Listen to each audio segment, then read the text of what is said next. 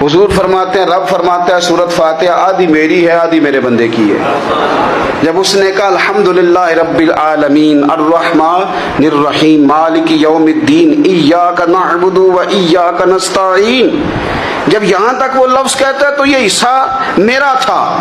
اس نے اپنے رب کی تعریف کی، اور جب کہا نا اس نے اہدنا الصراط المستقیم، اب بندے نے التجائیں شروع کر دی۔